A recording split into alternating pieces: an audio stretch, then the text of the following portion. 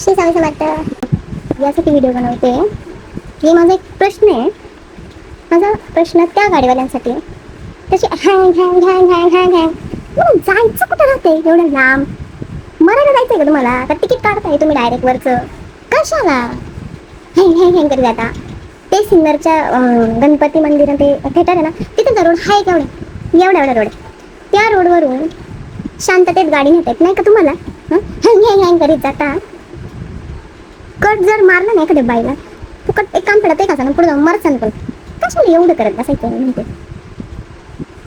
सावकाश गाडी चालवा, व्यवस्थित जा. रोड छोटा आहे, कोणाला कट लागल का नाही, कोणाला लागते का काही जरा बघत जा. तुम्ही तुमच्या धंदीत चालत राहता, गाडी चालवत राहता. पण बाई माणूस राहतं किंवा जाऊ दे, बाई माणसाचं मी काही सिंपत कार्ड नाही घेते, बाई माणसाचं नाही, पण पुरुष पण असं म्हातारे कोतारे राहतील, कट लागतील ना. आज मी ना सिन्नर तिकडं गणपती मंदिरच्या तिकडे चालले होते.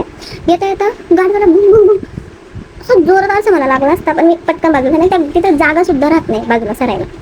काही लिटरली गाड्या लावलेल्या असतात तिथं दुकानांसमोर. ते फोटोशॉप आणि ते फोटो फ्रेम परत त्या अशा लाईनमध्ये आहेत, त्यांच्या ना गाड्या लावलेल्या असतात. कसं काय बरं तिथून यायचं तुम्ही सांग. म्हणजे तुम्ही मला ना प्रश्न पडतो, कसं काय तिथं जर गाडीने जर कट मारलं, तिथं कसं काय बाजूला सरायचं? विचार करून गाडी चालवत जा. शेजारी निदान छोट्या रोडवर आहे ना, जरा सावकाश गाडी चालवा.